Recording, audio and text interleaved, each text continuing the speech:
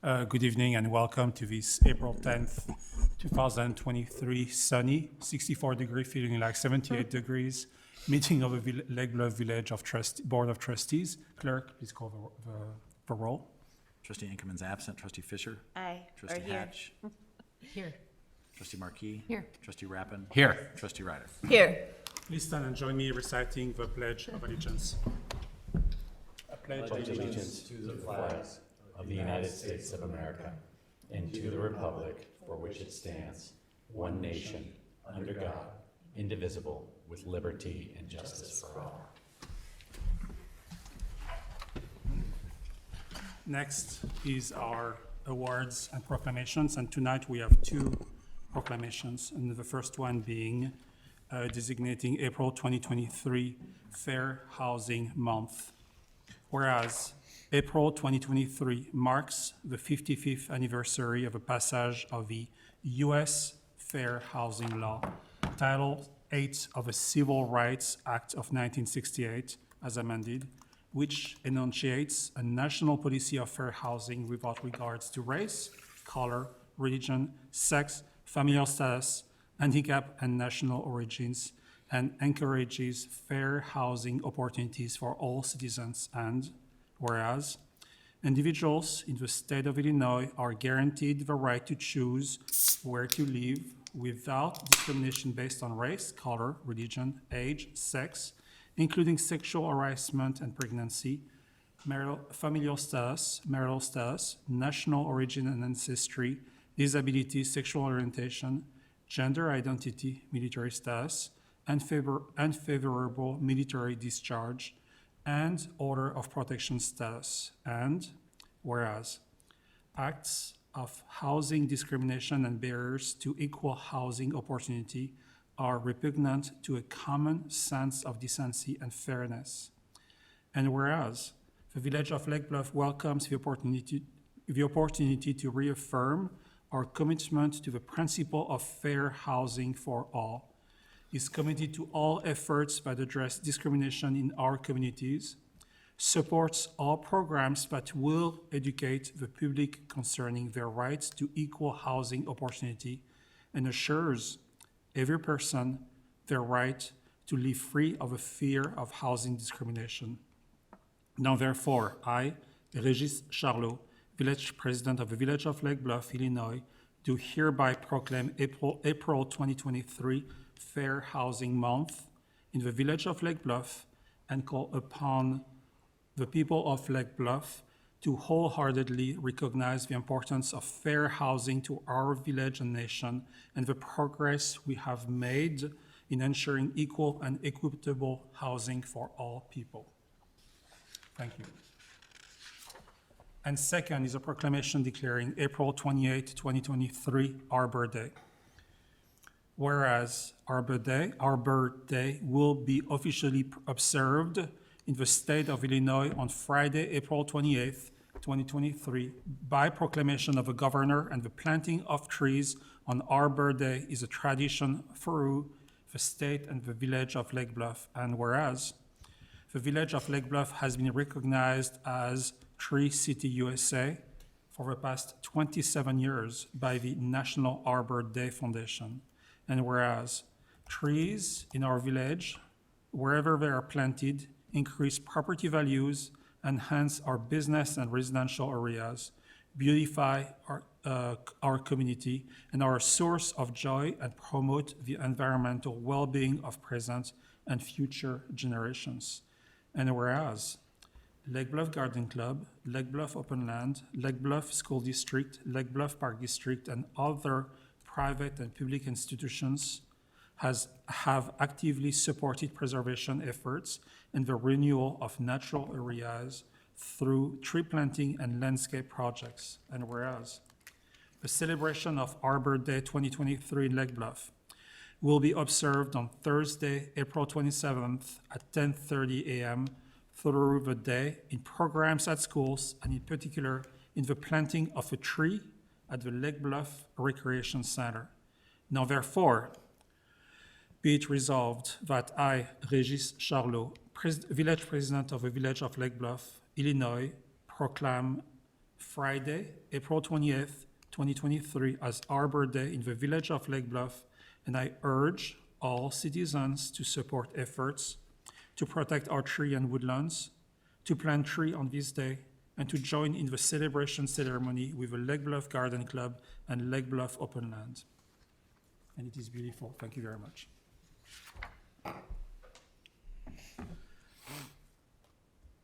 Next item is item 4, the consideration of the minutes of the March 13, 2023 regular village board meeting. Is there a motion to approve the minutes?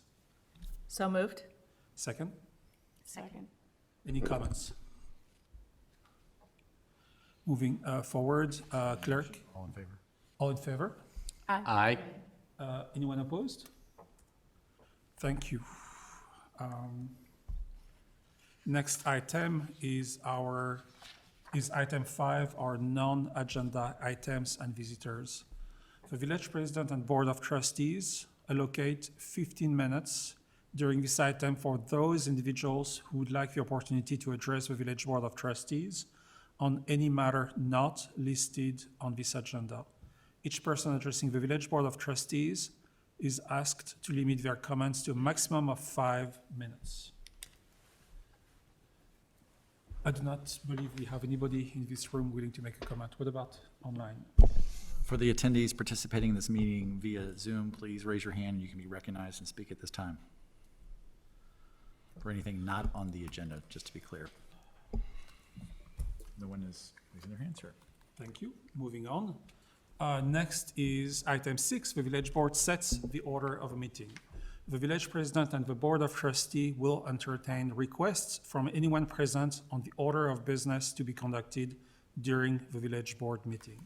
So I believe that item 25 might be next. And then we'll move on. Item 25. And do we have any more requests? Doesn't appear so. So without objection.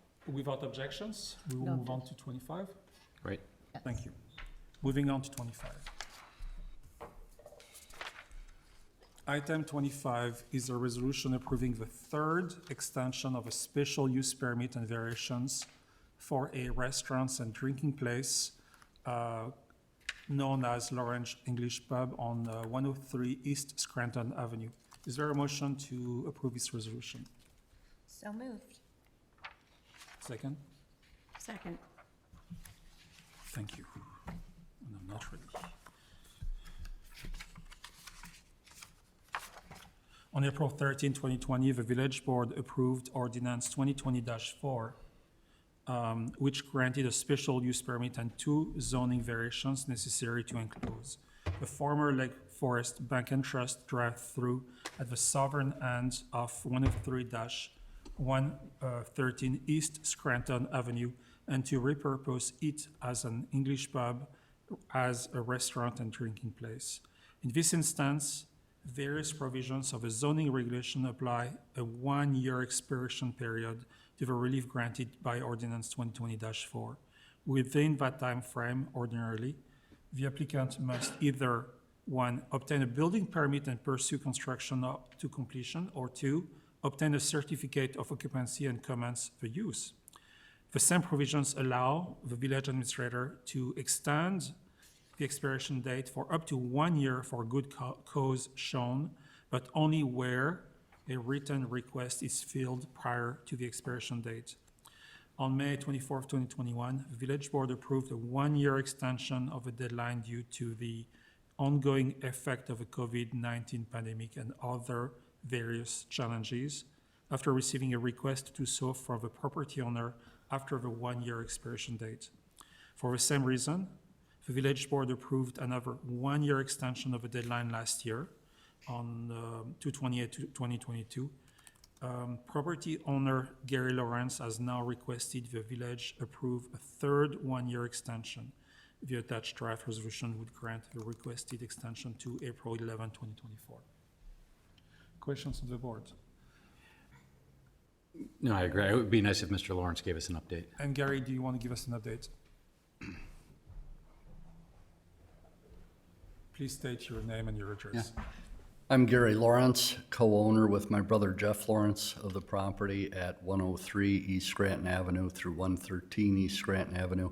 My residence address is 362 West Prospect in Lake Bluff. We're requesting another one-year extension, not only because of what Regis stated earlier about COVID, but because during this past time period, we have had the opportunity to develop a private placement memorandum and secure the necessary people for what we are now approaching investors at this point.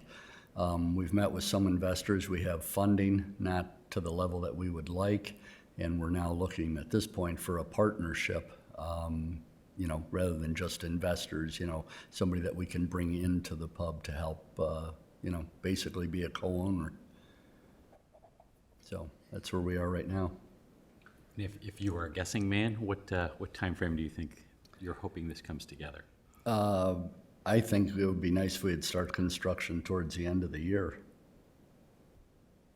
We don't have and Scott Stradiff, our architect, had been here prior at meetings, so we don't have the complete drawings at this point. So the next step would be, after we get funding, is to get those drawings going and then get those approved and bid it out and then start. And so if that were to happen, what the two criteria where you don't, I'm just wondering, does there need to be 2 years of renewal or just one? I know that on the table is only to do one, but if it doesn't start till next year, would that require 2? You just need to be able to pull a permit and start work within that period. Okay. Okay. Yeah, and I think at that point, that if we don't within that next year, we should go on to something different.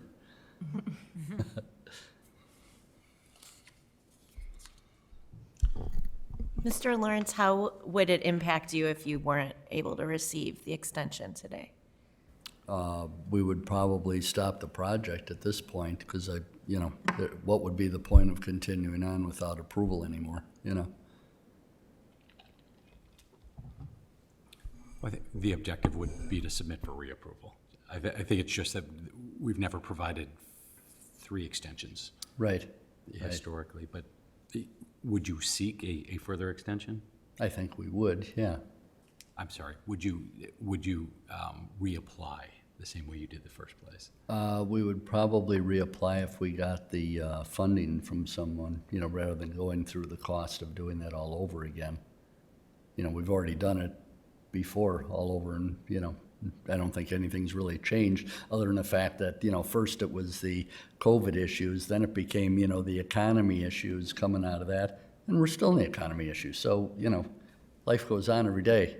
So, if you find somebody interested enough in it, they're going to bite on it and do it. I think I'm okay extending it. It sounds like things are moving forward. I guess my only question is has there been a lot of movement of people that live in those apartments in that area right there, that they might, Drew, would they get an option to have a say at any point? No, at this point, if the entitlement is held in place by the extension, then it would just be a building permit process that would not involve involvement or any further public hearings. Okay. That's what the zoning process would trigger a notice to the neighborhood that something is happening, or some change in zoning. So then they would get, obviously, communicated by the village to say this is happening, as a hearing, you're invited to come and talk and have a chance to know that something's going on, so. I don't know, as a landlord there, your tenants No. above, I don't know if there's much movement you've seen in your, Our building, nobody's left, and I think the last one we had was 2 years ago that somebody new moved in. So it's not like, it doesn't feel like there's a lot of turnover in general. to me, There it isn't, doesn't feel like there's a and lot all of I can turnover in speak the- of is what I think you happened know. is one person that had some concerns about the project that was in the building behind us moved away, and someone else moved in. That's all that I know about change over there. I don't, keep track of it. But we've already got activity in Scranton Alley right there with Prairie, correct?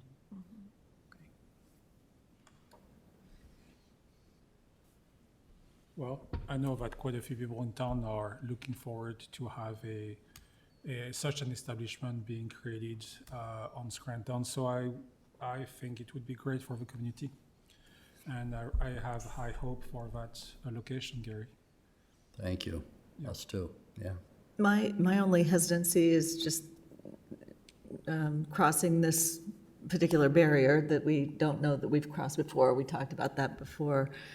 But I'm inclined to support this extension, this 1-year extension. I certainly wouldn't approve a 2-year. I know that's not what's being requested, but I understood your question.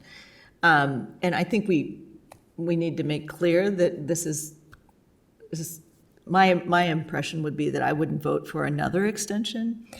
But given the extenuating circumstances that we've had and the notion that this wouldn't set precedent for a non-COVID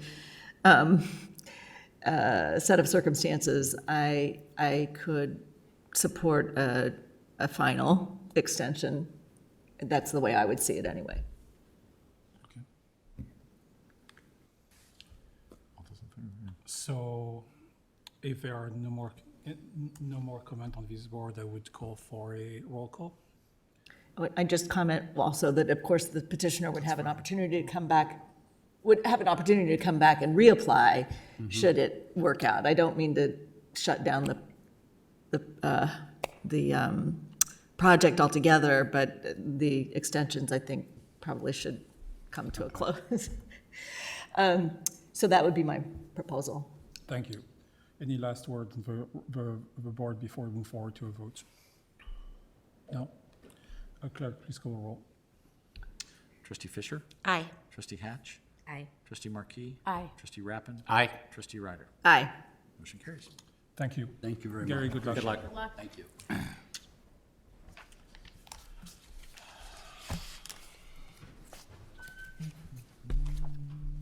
Resuming the normal order of the meeting. Next item is item 7, and that would be the warrant report for March 14 to April 10, 2023, and February 2023 payroll expenditures. Is there a motion to approve this ordinance? So moved? Second. Thank you. As a summary of background and reason for request, we are faced with expenditures of village funds for payment of invoices in the amount of $443,968.88 for March 14 to April 10th, 2023, and expenditures of village funds for payments of payroll in the amount of $308,839.64 for February 2023, for a total expenditures of $752,808.52. Are there comments on the board? Are there questions to Bettina?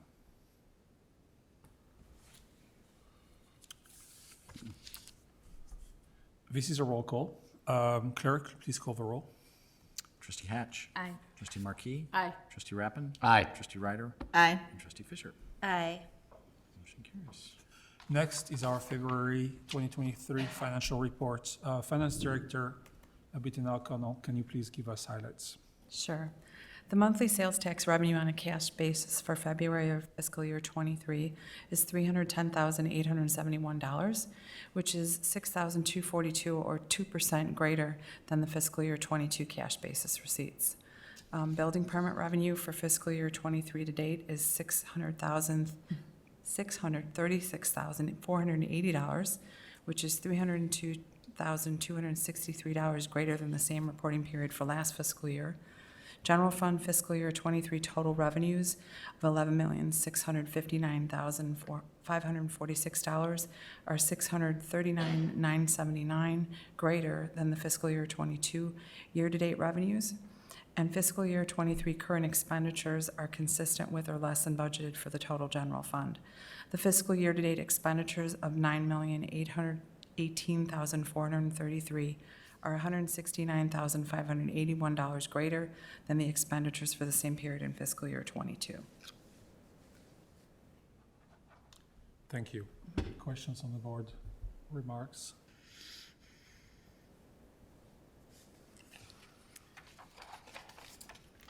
This is a voice vote, correct? All in favor? Aye. Anyone opposed? Thank you. Thank you very much. Next would be our village administrator's report. Mr. Irvin? There's a short memo in the packet describing what the ABR closed their public hearing when they've been discussing adopting updated building codes, as well as some other amendments to our local codes, and the report really kind of summarizes it. You'll see it in a couple weeks here, but I think the main topic of conversation at the board level has been this proposed exemption process dealing with the retrofit of sprinklers for commercial and other institutional facilities. And ABR had some thoughts on that, so you'll see that very soon. Thank you. I also have been approached by different members of the community regarding the concerns on this memo for full disclosure, especially Union Church, for example. And I know that it would have an adverse effect on Grace Church as well. So for us on this board to be careful about what is happening in that memo. Thank you. Next would be our village attorney's report. No report tonight. Thank you. Next would be my report.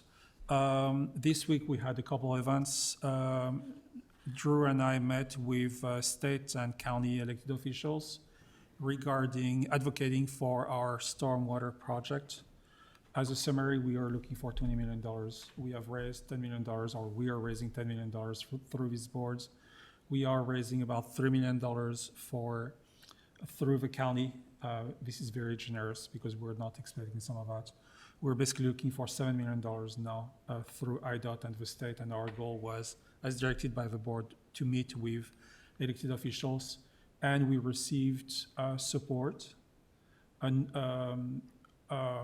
from Julie Morrison, our state senator, for looking for these funds. She was not quite assured she would find those funds, but at least we have support. We're going to meet with them on Thursday via Zoom with IDOT Yes. and Senator Morrison, hopefully Representative Morgan as well, to kind of outline what options are available. The village has, going through this process, if you recall, we went through the full phase one to keep as many doors open in terms of revenue opportunities and funding opportunities as we possibly can. So that was at the direction of IDOT. We've done everything they've asked. We expect them to be a partner, so. Yep. Questions? Moving forward, trying to find the money. Thank you. Yep. Next is also on my report is NSWRD work at the beach.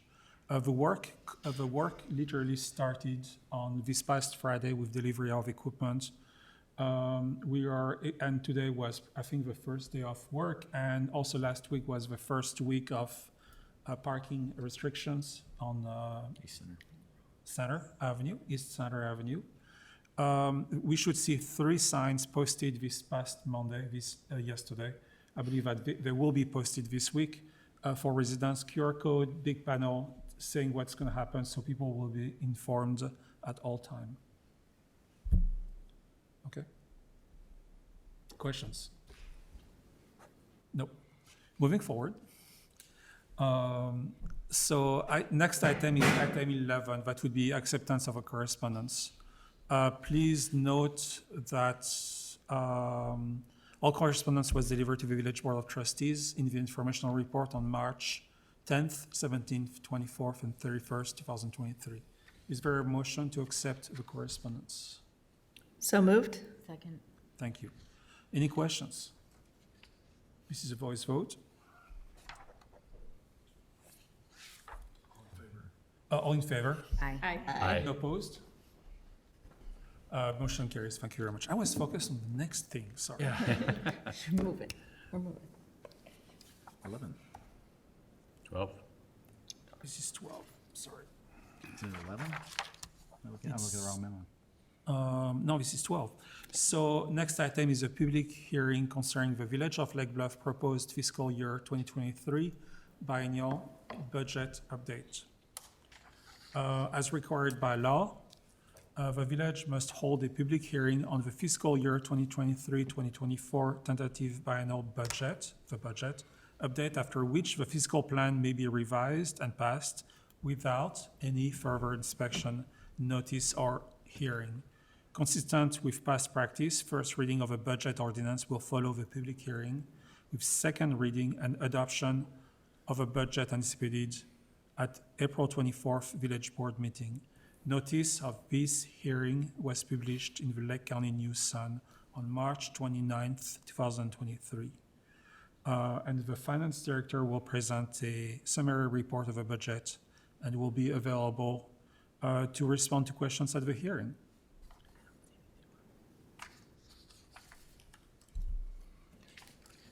Good evening. Welcome to the budget hearing for the fiscal year 24 biennial budget update. So the update for fiscal year 24 is for the second year of the third biennial budget, presented with modifications as related to updated operations and capital projects and revenues. The biennial budget approach is utilized by the village to provide residents with more certainty about the direction of local government services, finances, and tax levels, making more strategic use of the government's time in reviewing budgets and the administration's time in preparing them. So this was the schedule that we followed, beginning with budget workshops in November, assembling and reviewing with department heads in January, finance committee meetings in February and March, leading us up to drafts that were posted and distributed at various public locations, and then up to this April 10th public hearing. So the budget's organized by funds which allow for the allocation of resources. Not all activities for local governments have the same financial objectives, and the various funds in the budget account for activities with different objectives. So the general fund is for department expenses, more or less. Special revenues include the fire tax fund, IMRF, Social Security, motor fuel, and 911. These special revenues are used to account for and report the proceeds of specific revenue sources that are restricted or committed to expenditures for specified purposes. The capital fund is designated for special projects, the water fund for business enterprise fund for revenues for water infrastructure and services, and the police pension fund is a trust fund to separately account for the pension fund revenues and expenditures. And lastly, the library is considered a component unit fund. So the village continues to balance available resources with the cost of providing appropriate services.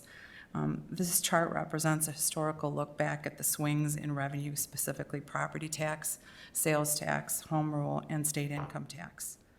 Some of the assumptions used for these property tax with anticipated CPI increases, sales tax assumptions were budgeted to match trends, and other taxes, which are sometimes market or weather-driven. Those assumptions have seen some adjustments, but are dependent on year-to-date historical amounts with an overall conservative approach. So the green bar is the percentage of change year over year, and then the various colors represent the different types of major revenue sources in the general fund. Can I please ask you, what is the projected 2023 and 2024 decline? What is that, what is the cause of that? The projected decline, Yes. it's, The village, most of the villages, we get about a third of our revenue from property tax and a third from sales tax. The sales tax is predominantly dependent on sale of automobiles. The availability of product is really what we've seen in the last few years due to the chip shortage. And so based off talking with our various dealerships in town, they think it won't be until the fourth quarter of this calendar year before that starts to bounce back in terms of availability of chips and product and more steady supply of automobiles. So that's what you're really seeing. That's and the years of 21 and particularly 21, we saw increases in those sales tax sectors more than we expected. So the decline isn't really a perspective of decline from that year. It's just that year is particularly higher. And even in the home rule sales tax has been Really high. a lot of growth. And there hasn't been a big change No. in the makeup of persons contributing to that. So inflation, other things helping contribute to that, but it's really interesting watching how all this is shaking out. So a little bit counterintuitive, but 2023 and 2024 are projected, and I think it's astute of the community to budget conservatively, which is my impression here. it is. It's more than your impression. It's what we do. It's historically, and that's generally true of most municipalities. It's, conservative revenues, aggressive expenditures, and the biggest swing, there's obviously capital initiatives. And there's so much lack of predictability on that side of the world, too. Thank you. So this is directly from the budget sheets themselves. And just to reiterate, village revenue projections remain conservative. The only big assumption changes that were really made were related to interest this year because those rates have gone up considerably. So that was changed within the revenues projections. Grant revenues reflect downward changes as those expectations have diminished a little from what was expected when we originally budgeted in 24, or in 23 for 24. So an overview of the budgeted general fund expenses. Personnel services are due to increase related to union contracts. The police patrol collections bargaining agreement expired in 2022 and is currently being negotiated, and public works collective bargaining agreements expire in April of 23. Medical insurance is budgeted to increase by 7% and dental and vision by 2%. And the premium growth is determined by North Suburban Employee Benefits Cooperative that the village is a part of. Contracts and commodities, which include dispatching costs to Glenview, are charged 85% to Public Works, 9% to police, and 6% to fire. It's based on call volume. Fiscal year 24 is the second year of a 7-year contract. Annual cost increases under the extension were 1.96% for the first year in 2022 and 3.75% for calendar years 23 to 28.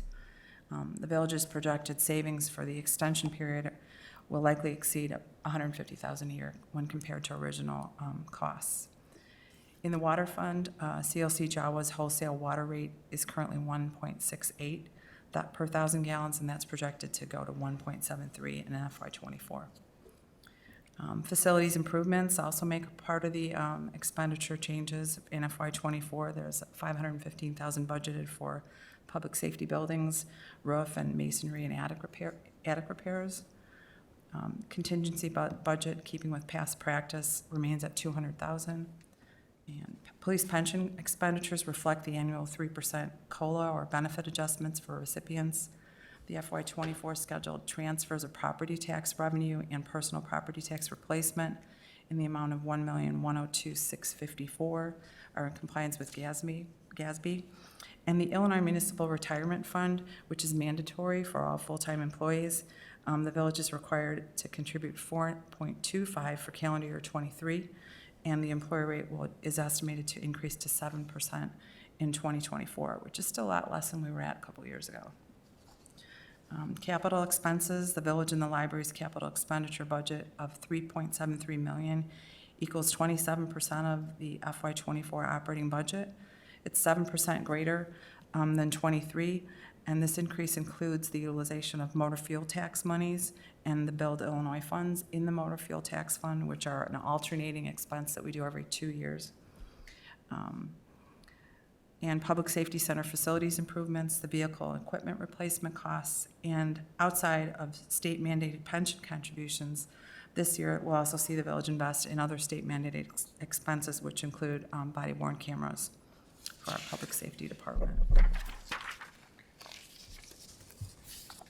So this slide displays general fund balances for fiscal year 15 to 22 with projections for 23 to 24. In addition to department expense changes, general fund balances have been affected by transfers to the capital fund. So that's transferring money from general into capital for those projects. It's the policy of the village of Lake Bluff to maintain unassigned fund balance in the general fund or its cash flow commitment, and the goal is to have that commitment at about 50%. For FY24, fund balance reductions are, again, as I said, related to capital building improvements, that movement of money, and some vehicle equipment replacement costs. Bettina, can I just, going forward? Yep. I know we're looking at 23, 24, but going forward, are we going to try then to keep the capital fund, or I'm sorry, the general fund balance around 55% Is that our goal? You know, historically, even through these hires, that's been the goal. Okay. But a lot of times, certain capital projects haven't been completed, or the commitments have changed, and that's changed how much money we spent.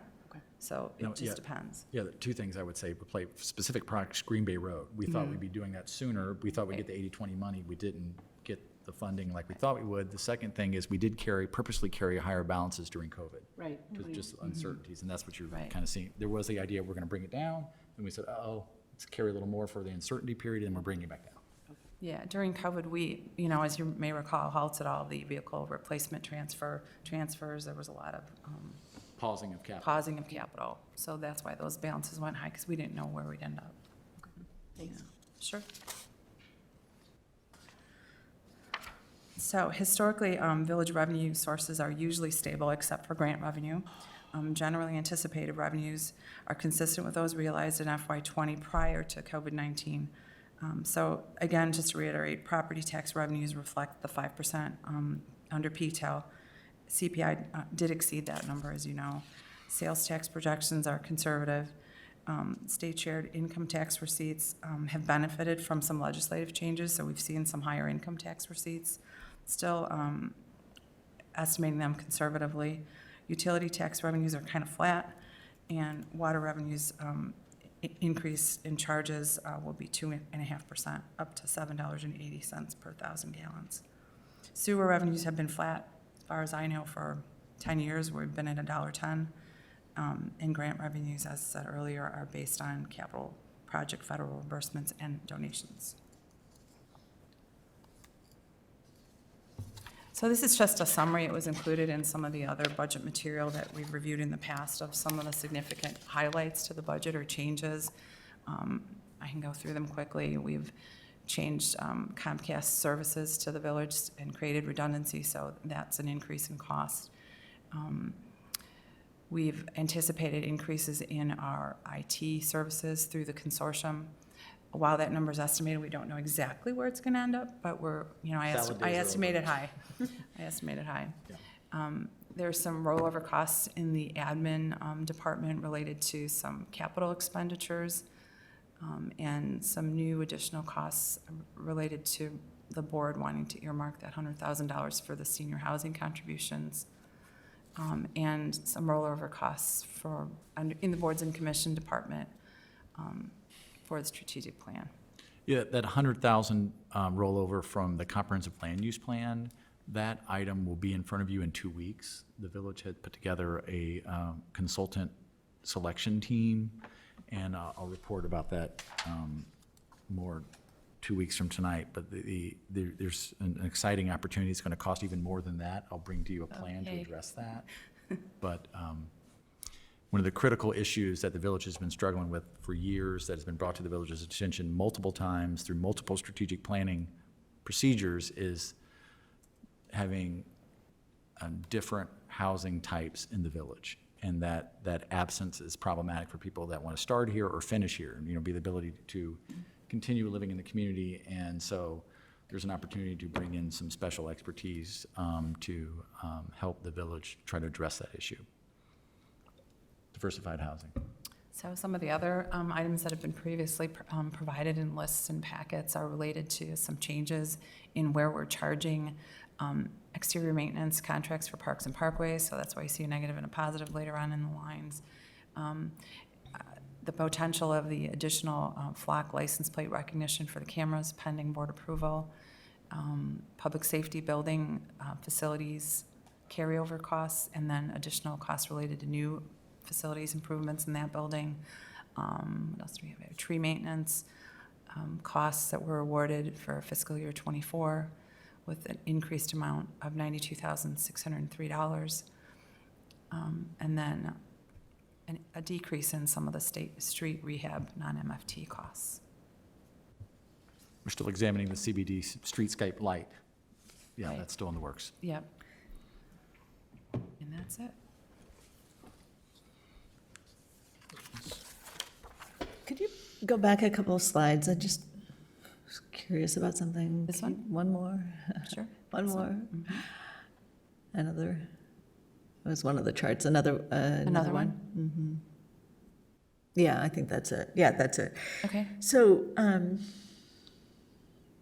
just looking at the gray and the blue columns there, there's a swing.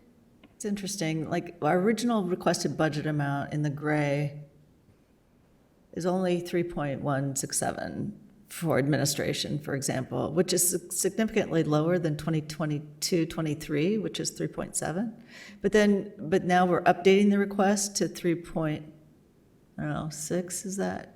Right. 3.5. So we come back closer to what we actually budgeted in 2022.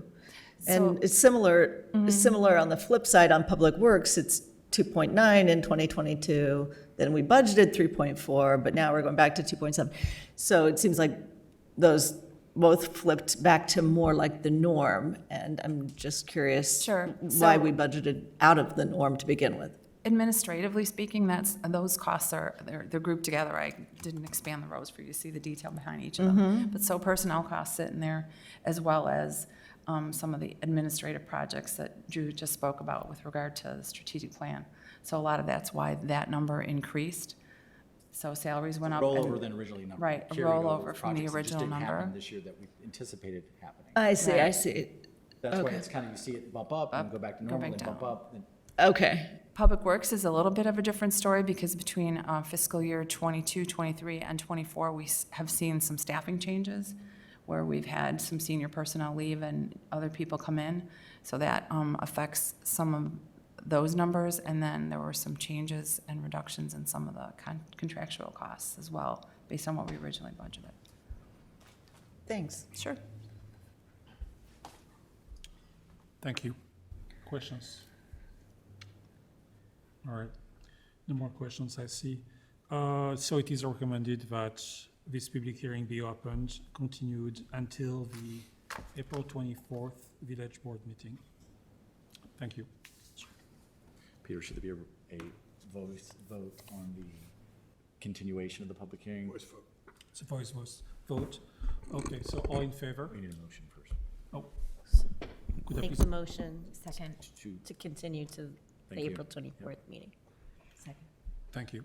It's a voice vote. All in favor? Aye. Anyone opposed? Thank you very much. Sorry about that. Next is item 13. That would be an ordinance adopting the biennial budget update for Village of Lake Bluff for fiscal years commencing May 1st, 2023 and ending April 30, 2024. Is there a motion to approve this ordinance?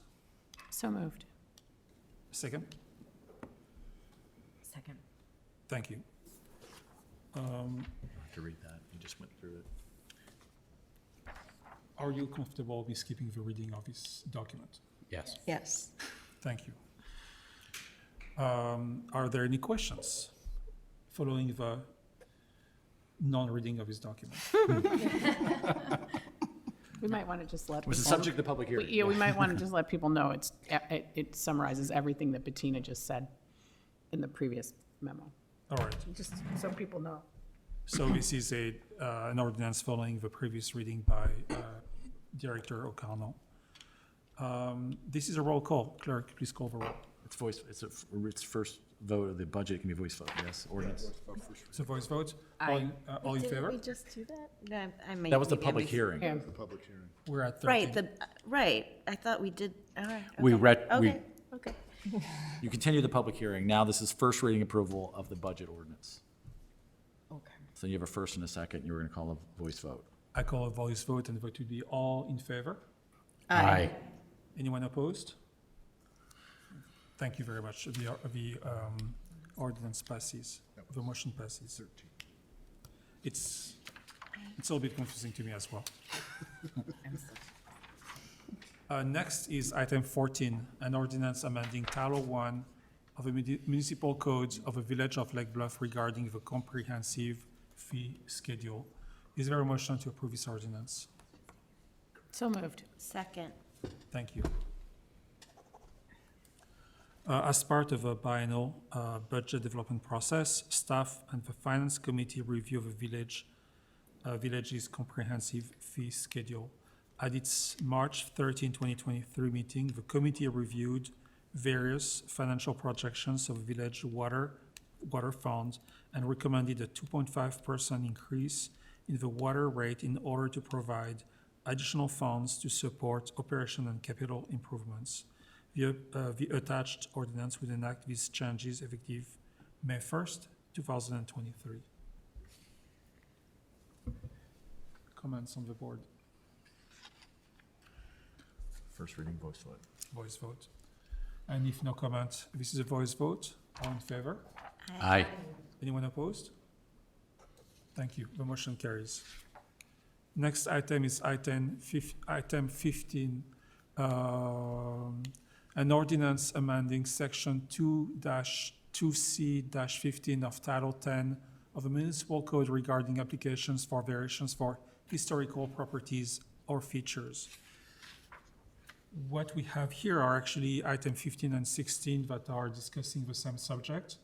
And by reason of legal reasons, they need to have two different chapters. Any objections lumping the discussion for these two items? No? So reading our first item, in finalizing the villages, I should get first is there a motion to approve this ordinance? So moved. A second? Second? Thank you. In finalizing the village's Choose Lake Bluff Historical Preservation Incentive Program, the PCCBA has recommended two separate historic preservation zoning incentive ordinances to the village board. Following discussions at its February 15, 2023 PCCBA and the February 27th, 2023 village board meetings, the PCCBA unanimously voted on March 15, 2023 to recommend to the village board two separate ordinances regarding historic preservation zoning incentives, which adds a standard of review requiring the PCCBA to consider the historic nature of a locally landmarked home when applying for zoning relief, and number two, allows a one-time floor area bonus of up to 10% for locally landmarked home, not to exceed 110% of a maximum floor area ratio that would otherwise apply. So the first ordinance will be, the attached ordinance provide the new standards, a standard of review instead of a rebutable presumption approach for locally landmarked homes seeking zoning relief. And the second ordinance mentions the attached ordinance provides a one-time floor area ratio bonus for locally landmarked homes not to exceed 110%, if that makes sense. Questions on the board, discussion on the board? Are these two amendments in addition to the other incentives that were discussed and recommended? Yes, So- these are the final two pieces that you first consider the revenue side in terms Okay. of permits and waivers and the property tax rebates. And then now this is the incentive side, and that you all wanted to see all this at once, and these are the final two recommendations, the floor area, and then they first sent the rebuttable presumption, and you guys didn't want that. So this is the different approach, which is not standing on the scale, but I would say thumb on the scale when you're considering those zoning standards. Thank you.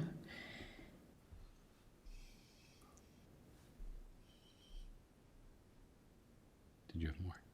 Go ahead. No. I do, but I haven't processed it yet.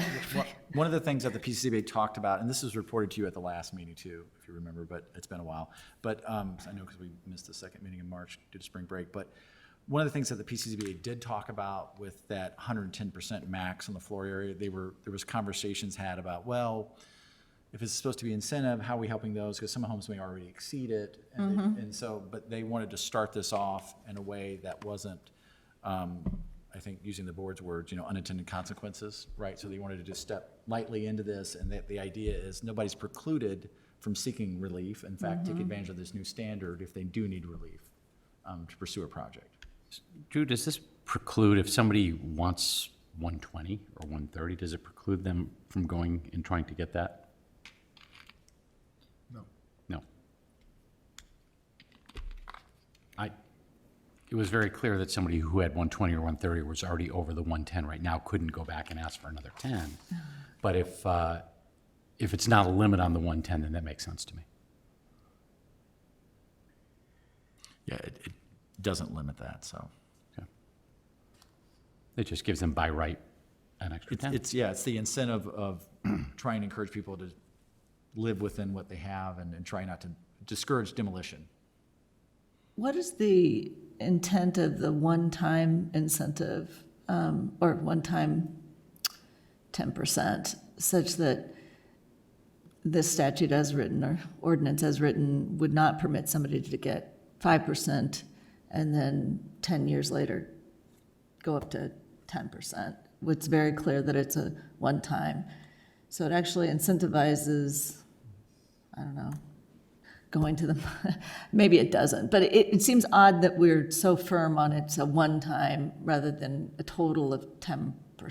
That struck me as a little bit, maybe it's administrative. Maybe the reason for that is just administrative. But it seems like cumulative is what we'd be concerned with rather than how many different requests are made. It's a good remark. I think the general thought was that it was more than likely that it, at the end of the day, it still wasn't a very big number. No, right. And that most people would probably do this in one project. And so that wasn't necessarily, I mean, you're right. Somebody could say, well, I only want 7%, right? Right. Okay, maybe. But chances are they're going to ask for the maximum because it's more practical to do so. And, Yeah. and as far as we looked at what other communities, I think Winnetka has also incentivized this same, codified the same incentive package, and there has been no precedent. Nobody's used it yet. So there was really, we didn't have any good evidence to suggest things would go, people would go below it, or, again, it's something, I think, like most incentives, I think this is something that should get reexamined at some point and saying, is this achieving what we wanted it to achieve, or is it, are there people coming in with landmark homes looking for 25% or 30%? Is this enough, Right. It struck me when I read through it that both of these are more restrictive than what was recommended by the Historic Preservation Commission. If I recall correctly, anyway, there was a 20% recommendation, if I recall correctly. And the other way in which it's more restrictive is on item 15, in section H. It specifically says, provided the historical nature of the protected feature is relevant to the application for a variation. So once again, it's more restrictive. The notion being that we were trying to incentivize, I thought, investment in the historic properties, whether it was to enhance a gable or it was to create a hot tub. create a hot tub. I think that was the friction at the zoning boards. They weren't necessarily looking to pursue that, right? The idea that we wanted to make a house livable, more modernized, maybe mud rooms or bigger, the spaces that people tend to Right. look for in a home, so not necessarily to, I think there was some idea that it would be linked, and this came out at the PCZBA, that it would be linked to the overall, something would not be a distraction from the architecture you're trying to protect, right? Sure, which is a different standard than provided that the historic nature of the protected feature is relevant. But all that was part of the same conversation, so I just wanted to put that out there. It's, yeah. Well, Yeah, just on your original point, I do not read this as saying somebody couldn't do 5 and 5. It's just you get 10%. You can't get 10% and then I another see. 10%. So it's just a one-time 10%. Maybe one time was the wrong words to use, but if somebody came in and said 5, and then 2 years later said, I want another 5, we would say, that's 10. Oh, One time. that You seems get like 2 10. times. I know, but it's just 1 10 block, I get it. You don't get yeah. more than A 10. total of 1, Yeah. 10. Yeah, that's Right. the way I'd interpret it if it ever happened like that. Yeah, I see. Yeah. I mean, this seems like a reasonable place to start, and Drew, to your point, if we see people coming in for significantly more, time and time again, we could always change it. Consider dialing it up or.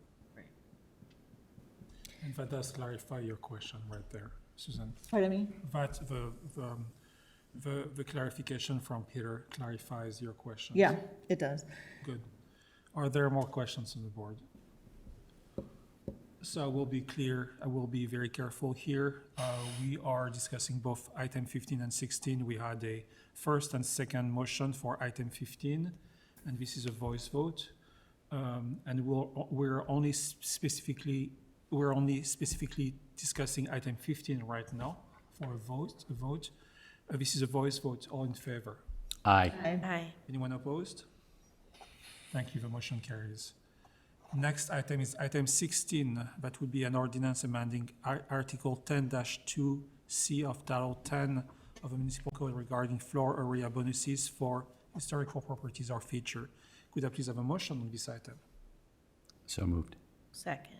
Thank you. And again, this is I assume we do not have discussions on this item. Again, this is a voice vote.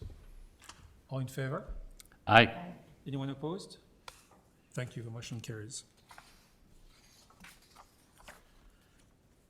Next time we're going to vote with 4 articles. So, the next item is item 17, an ordinance amending Title 3 of the Village of Lake Bluff Municipal Code concerning delivery of liquor and the number of Class 5 liquor licenses, Donati's Pizza, or Class V. Is there a motion to approve this ordinance? So moved? Second. Thank you. Donati's Pizza in Lake Bluff currently holds Class S and Class X liquor licenses. In March, Donati's Pizza owner-operator Jeff Urso communicated to the village that he wanted to maintain a Class X, but switch back to a Class V liquor license, which Donati's Pizza previously held, to accommodate elevated service level changes to the restaurant located in the Carriageway Shopping Center, including adding wait staff and a full bar. The modified floor plan would be similar to Mr. Urso's new restaurant in Lake Forest, the First Pub, which will accommodate larger parties such as families and sport teams. As you will recall, a Class V license authorizes the retail sale and service by restaurants of alcoholic liquor for consumption on the premises by the customer of the restaurants as follows. Number 1, in a restaurant dining area, provided that the sale is incidental and complementary to the sale and service of a complete meal served and eaten at a table within the restaurant. And number 2, in one bar service area with or without the sale and service of a meal, provided that the square footage of a bar service area shall not exceed 10% of the total square footage of a restaurant to which it is accessory. And 2, the only public access to the bar service area is through the restaurant to which it is accessory. And number 3, in outdoor service area, provided that the sale is incidental and complementary to the sale and service of a complete meal, served and eaten at a table in an outdoor service area, approved of by the village and accessory to the restaurant. The village liquor commissioner has reviewed this request and recommends granting the change in licensure. Questions?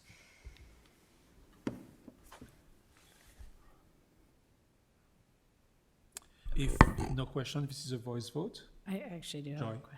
Sorry. I have a question. So I would have liked to seen how I talked to Drew a little bit earlier about the layout of the space because Susie Swirl is in there. And I just, something about an ice cream bar and then a liquor bar next to each other it's a little off-putting for me. I would love to see how it's gonna look. Just because I know kids ride their bikes up there by themselves and go up there to get ice cream, and that it just feels a little strange to me. I also understand that, like, for the business, that it would probably be very beneficial. We don't have any kind of I feel like it says in here that he's going to kind of change things around a little bit in the space. Do we?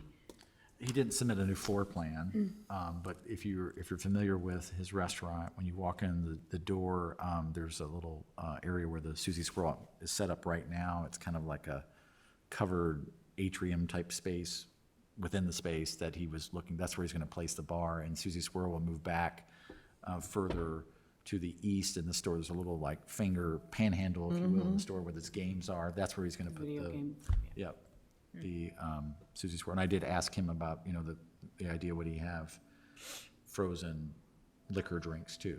Like you've seen in certain restaurants from time to time. So I've told that, but anyway, he said, no, that's not what he said. There's no like combination, like frozen margarita machine right next to the yogurt machine. That's not what's happening.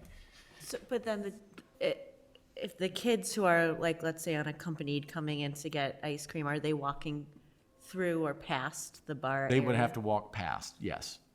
And I think he was, and certainly he would be happy to come in to talk about this, I'm sure, at a future date. But I think what he was trying to achieve is not unlike Duffers or Chiefs Pub, which hosts, sports teams and so forth afterwards. It'd be very similar to that. There's a bar where more adults hang out, but then there's areas where families hang out, and and there's video games there too in the back, and Chiefs and so forth. So it's a similar type of experience.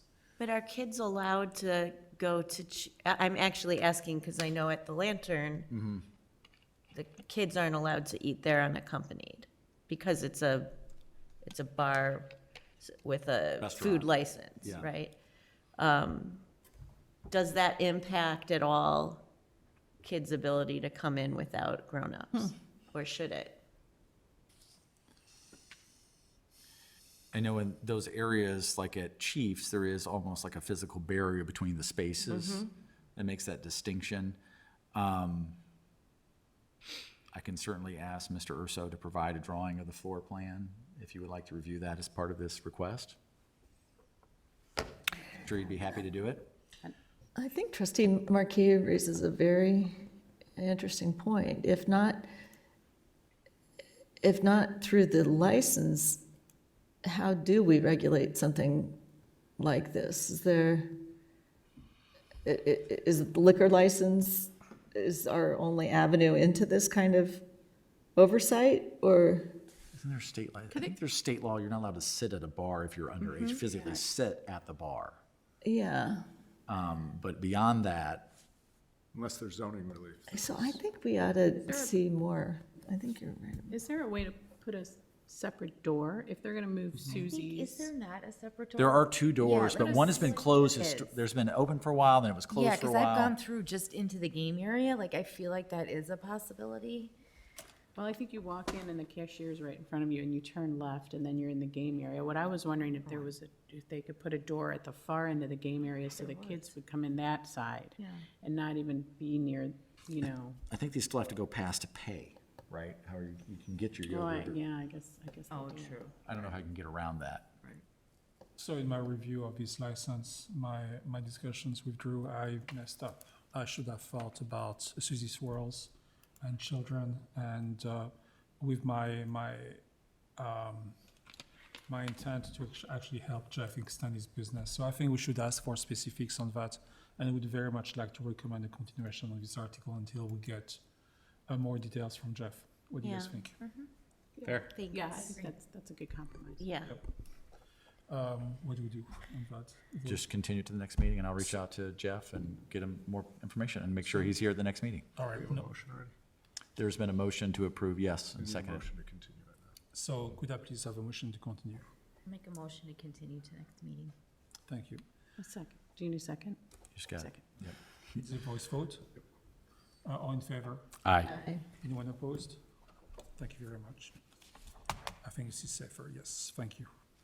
The next item is item 18. And that would be a second reading of an ordinance amending Title 8 of the Lake Bluff Municipal Code to impose a storm water fee. In this case,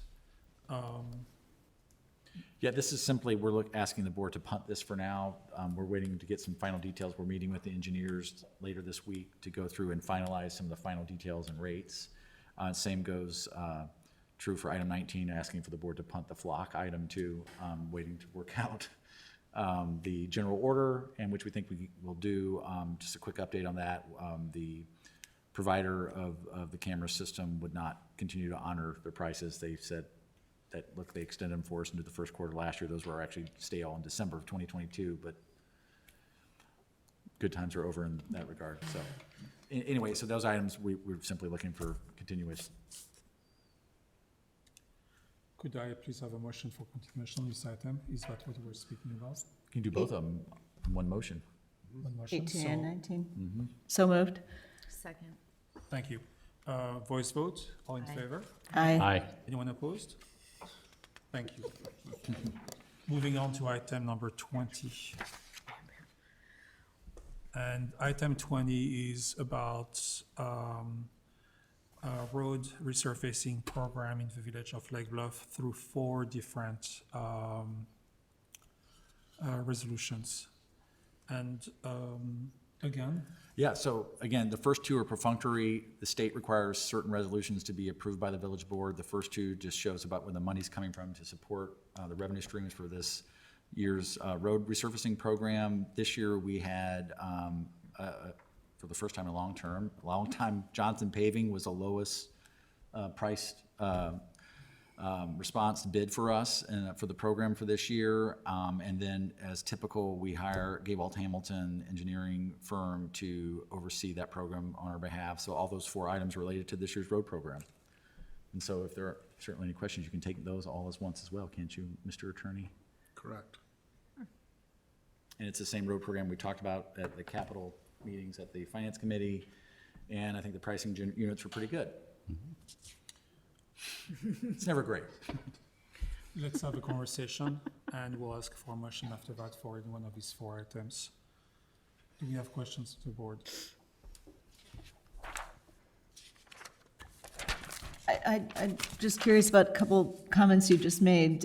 Is this vendor not typically the low bidder, or hasn't been in past years? The village has jointly bid ours with Lake Forest for a number of years, and we usually have a very small universe of bidders. Usually Peter Baker and Son is the low bidder.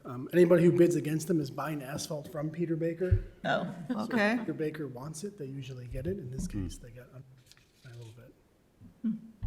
Okay. Okay. Will you see a difference in quality in between Peter Baker, that I was told is top-notch, to the current person here? You would hope not. We have Gabalt Hamilton there to observe and testing. One thing with the MFT program is there's an additional level of testing that has to go with the materials. There's different, everything has to be IDOT approved, which we don't generally like because we like using more of our local favorite materials, but there will be a more standard with state standards, because that's what Johnson Paving usually does, is a lot of IDOT work. So they are certainly capable of paving. They did work in town last year. They didn't do a very good job patching Newman Court. But from what I've heard, that's kind of a one-off. They did not do a very good not? job? They did. They did not, Johnson did not do a good job paving Newman I'm sorry. Court, following the water main job. But for everything that I have heard and people that I've talked to, including our consultant, is that they have been around for a long time and they were embarrassed by their work on Newman Court, and we expect them to do better this year. The Lake Forest is awarding this bid to this firm as well. And at the price differential, Jeff? About 70,000 out of 2.5 million for the combined contract. So it wasn't a whole lot, but it was enough that, also, when you use MFT funds, our plans have to be approved by IDOT. Our bid tab goes to IDOT. If there's a reason why we don't take the low bidder, there has to be a good reason to do that. So like I said, that one experience we had seems to be an exception with that company. What happened with Newman Court? Like, what specifically was the issue? And They did were they hired- offer some kind of, okay. Yeah, they were hired we had a water main project on Newman, and they were gonna patch the spots that were disturbed by the water main project. They just did it sloppy, and it wasn't up to standard.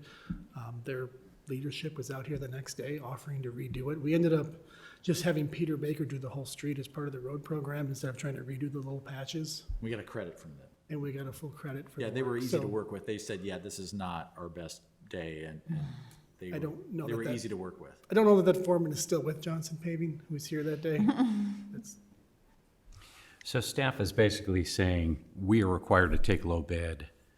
We can appeal that this paving company, Johnson, has a very good reputation, that we have confidence in them, and that Lake Forest is using them. Yes. And despite the effort, the subpar effort, they did what they could to remediate, it sounds like, quickly. They made good on their mistake. So, It's encouraging. Are we comfortable that there's gonna be enough materials and labor to get the job done this summer? Because I feel like we had Last summer, it was a question, yeah, we had to hurry up and Yeah, get to we the did. finish line, yeah. Yeah, do we feel like that's not gonna be an issue this year, or are we cushioning a little bit for that, or? We're doing more work and more streets than we usually do. I'm not concerned with materials. There was a strike last year at one of the materials plants that was impacting supply, but there's no reason to think that we won't get the materials we need this year. Okay. So your comment about Peter Baker and Sons not normally being, outbid, if somebody didn't do a great job bidding and is going to lose money, have you been change ordered to death before? Is that a concern?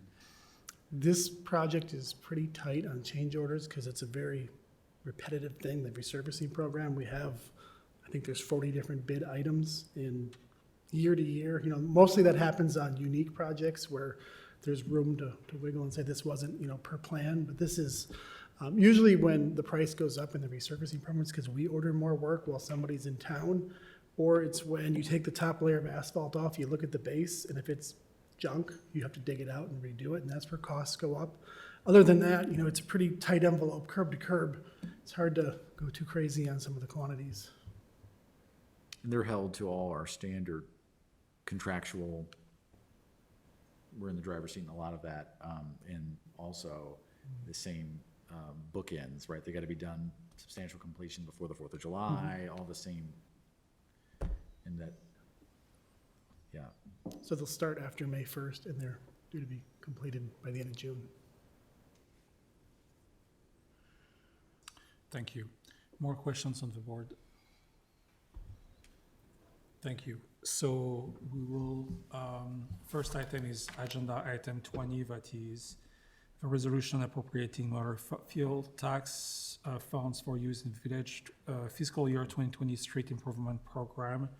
And that would be item 20 is the resolution as required by the Illinois Department of Transportation prior to the expenditure of MFT funds for $550,000. Could I please have a motion? Oh, sorry. Are you gonna do them all, or just gonna do?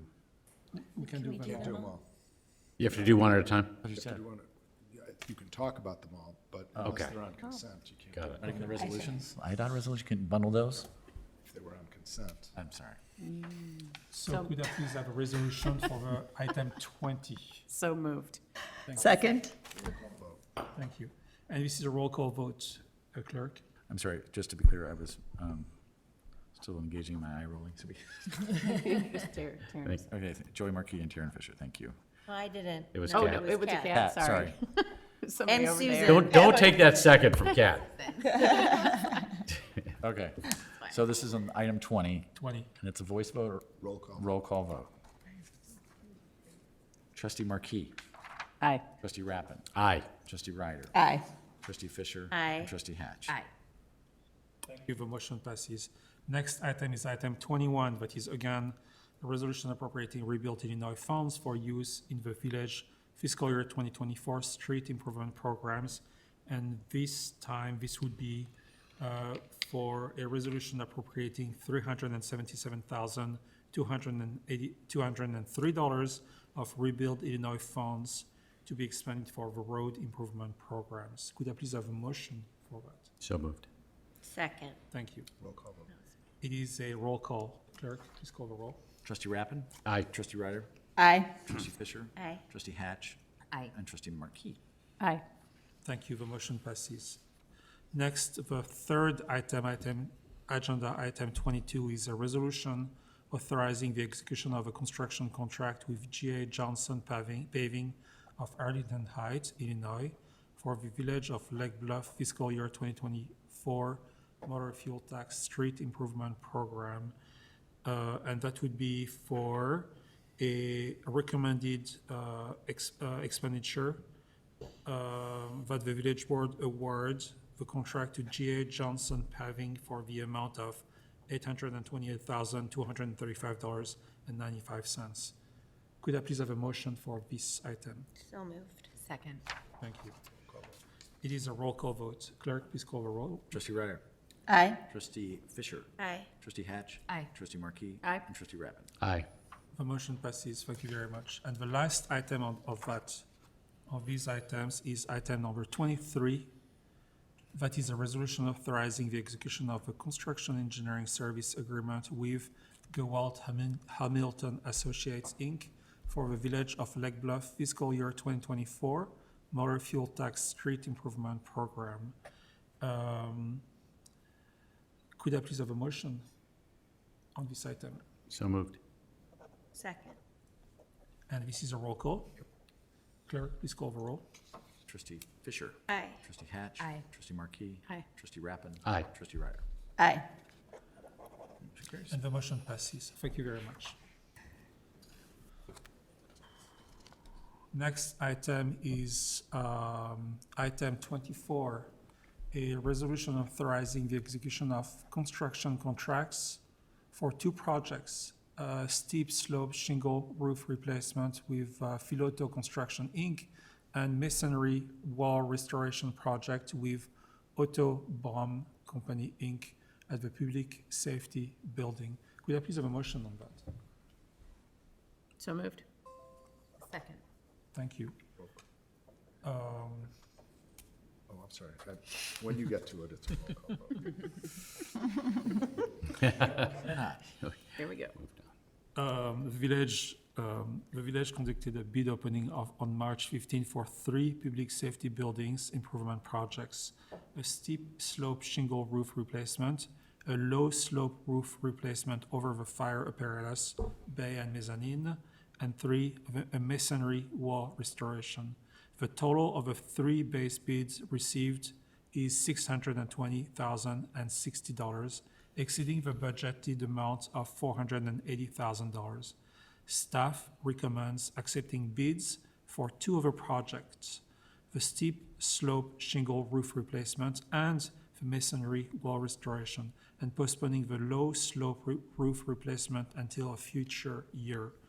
The steep slope shingle roof replacement projects bid include a base bid of $331,000, a necessary line item for a labor and payment bond of $5,100, an alternate of $7,500 for metal siding replacement, which could become necessary, and unit prices for unknown quantities to be determined during construction for such things as replacing rotted plywood sheathing. Accordingly, staff recommends that the village board approves a resolution authorizing the village administrator to execute a contract in a form acceptable to the village attorney with a low bidder, Filoto Construction, Inc., for up to $370,000. It is worth noting that this is more than just shingle replacement, as it includes the addition of foam insulation board and new sheathing with ventilation between the two to correct the poor air barrier and limited ventilation in the existing design. As you may recall, the village board approved a site plan on 11/14/2022 on the recommendation of the ABR for alterations to the building that included a thicker roof. The masonry wall restoration project has a base bid of $100,900, an alternate for waterproofing for $7,275, and various unit price items. Staff recommends the village board approve a resolution authorizing the village administrator to execute a contract in a form acceptable to the village attorney with a low bidder, Otto Baum Company, Inc., for up to $130,000. Relatedly, staff recommends postponing the PSB interior painting project and applying the $35,000 budgeted for that project to ensure that the total spend on projects at the Public Safety Building in fiscal year 24 does not exceed the amount budgeted. Questions? Maybe I should have asked you this, Drew, when you offered time to talk, but do we know how much in the future the low slope roof replacement may cost us? You know, it's really difficult. I mean, these were Right. over our engineers' Right. estimates. And so it's difficult to know that, but it's not, when I asked Mike, the building code supervisor, Mike Croak, who's here this evening, he was running this project, and the idea that the flat roof at the firehouse is not like there are temporary fixes that are very inexpensive to do to carry this in the next year, so we're not worried about that. Okay. hard to predict, is it gonna get better or worse? Don't know. It looks like it's about $140,000 now. Yeah, And then what will it be later? don't know. And there Yeah. would, yeah, and we hope, you know, that there would be some, by having a lot of projects and a lot of interest, maybe be one right and didn't work out. Right. So, Okay. I just, Oh, go ahead. oh, I was just gonna ask, the 35,000 for the painting, that'll move into fiscal year 2025 then? yeah. And then my other question was, just when I read through structural technologies, the report that they gave us, have we ever gone back to the original people who did construction on this building and say to them, like, you didn't do a good job, you didn't put venting in? I mean, we're now gonna spend $330,000 to fix it? I mean, I'm sure, I'm assuming we did, but, Well, Be kind, Mike, as be much as kind. we would like to have a 30-year warranty on their work, I don't think they gave us a 30-year warranty okay, work. You know, a lot of that problem was the original design of the building was over budget, so the village did a lot of cost cutting. Okay. At the year it was, and, you know, at the year it was gonna be built, and I think a lot of that cost cutting turned out to be not a good deal really in the long term. But they only had so much money to spend at the time they built it, so okay. some I think corners it's were probably cut. showed itself a lot in HVAC and roofing. Right, That's yeah, what we've seen. right, yeah. And so do we feel like this company that we're bringing in now, they're gonna make those changes, fix a few things, and we feel comfortable with going forward that it's gonna help with the integrity of the building going forward? I mean, Yeah, definitely, especially on the steep slope roofing project. There's definitely no way we can have the ice damming problem again with that there. And also, a lot of that, not only will, you know, a good architectural laminate shingle these days last 25 to 30 years, but a lot of the work that's being done in that project won't even need to be redone then, because you know, we would expect the foam board and the sheathing and all that that's put down to stay there even through the next roofing project, so, okay, yeah. okay, thanks. I have a question for you. So I think Steve talked about that. We're basically saving $140,000 of delayed expense. Is it going to be more expensive to do that in the future, or should we actually save money by doing that now? I don't think that was Steve's question. Yeah, well, I don't, you know, I think it'll just go up by whatever the inflation amount is between this year and next year. So, I mean, if you're calculating it in constant dollars, it's the same, right? Because you make, you know, whatever percentage inflation is more next year too, so. My point would also be that the total cost would be 620 as opposed to the 480 that is your budget right now. So would it make sense to actually go for 620 to do that work now and to be done with it? What do you guys think? I guess, do we have the money? I mean, that's the Right. question. Do we have the money? I think we're gonna finish this fiscal year better off than we predicted with regards to sales tax. And so I think the short answer is, yes, you can do that. I mean, do we think this is an exceptionally low price? Is it gonna get, it's so hard to know, right? It's just so difficult to predict the construction, you know. Yeah, and how badly do we need that low slope roof? Well, the good part about it is it's easy to do temporary patches on. Yeah. Right, that's- So it's. So you can buy time. Yeah, right, exactly. It's been tearing a little bit, but we just do a temporary patch where it tears and Yes, works. And that's what you said, what I'm hearing is it's not crucial. Yeah. Sky is not falling. My opinion then Really? would not be to break the bank. Yeah. And just, So Unless there's some benefit to doing it all together, like if we get some Again, kind of it's price not the same break. contractors, right? It's not, yeah. yeah, we thought there may, and that's why we kind of bundled a lot of the stuff Right, right. together and just didn't work out. but I was curious though, Mike, normally you guys are so spot on with your budget or it comes in a little bit low. Is that just in post-COVID inflation where you thought you could do 3 for, you know, 480 and Yeah, usually when I come up with an estimate, it's from talking to a specific local contractor about it, and this was estimated by our consultant who did the design. You know, and I asked him to explain why, but I didn't really feel like I got a great explanation. I got to think a lot of it has to do with inflation, you know, and he wrote the report in December of 2021, looking back, and particularly with our steep slope project, it's not necessarily every year that someone's using that specific product with the foam board and sheathing, so I don't know exactly which year his last project he'd done and gotten quotes on. And every once in a while you get a fluke too, where someone's giving you low prices or high prices because they need work or they're full of work or whatever too, so it's hard to know why, but, okay. Thank you, Michael. Yep, Uh, sure. More questions? Susan? I have a completely unrelated question. What is the purpose of the three-story structure that's between the fire structure and the, the tower? That's a hose tower. So the main purpose of it is drawing the fire hoses so they can hang vertically and drain all the water out. I learned something. Yeah, there is also a second floor mezzanine space there too, and there's stairs to access that The also. village hall, this Yeah. tower, same thing. Same. The original tower here was a hose drying for the fire. Oh, Really? I love that. Good to know. Very few people know Glad that. I asked. Thank you. All right. Did we get a motion, Ms. Item? You have a motion and you have a second. Thank you. This is a roll call vote. Oh, so we're doing exactly as it's written?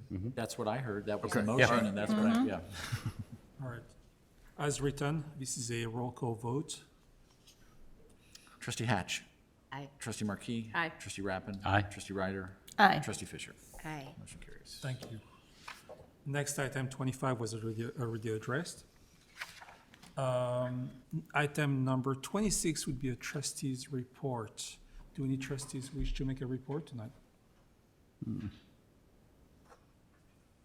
I guess I just want to say, it's getting warm out and a lot of people have their dogs out.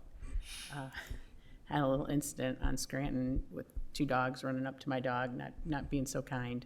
So I'd just like to let people know, reiterate, it's important to keep your dogs under your control. Make sure you have them on a leash, or if they're not on a leash, that they're under your control. We got a lot of toddlers, little people walking around up in town, and dogs. So I'd just like to put that out there for people. Thank you. More report? Thank you. Moving forward. Next item is item 27, the consideration of a March 13, 2023 executive session meeting minutes. Is there a motion to approve these minutes? So moved. Second. Thank you. Any changes to the minutes? No. Thank you. Clerk, please call the roll. Trustee Markey. Aye. Trustee Rappin. Aye. Trustee Ryder. Aye. Trustee Fisher. Aye. Trustee Hatch. Aye. Thank you. Next item is item number 28. Do we have an executive session? No, sir. And moving on to item 29, that would be a motion to adjourn tonight's meeting. Motion to adjourn. Second. I'm just blown away at how fast this meeting went. I know, me too.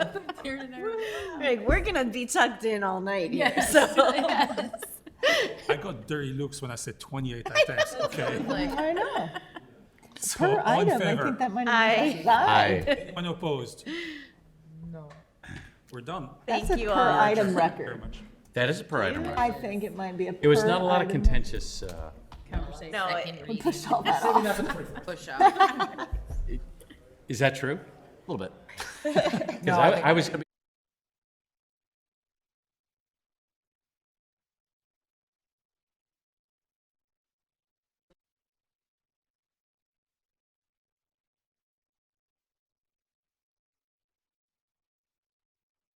Recording stopped.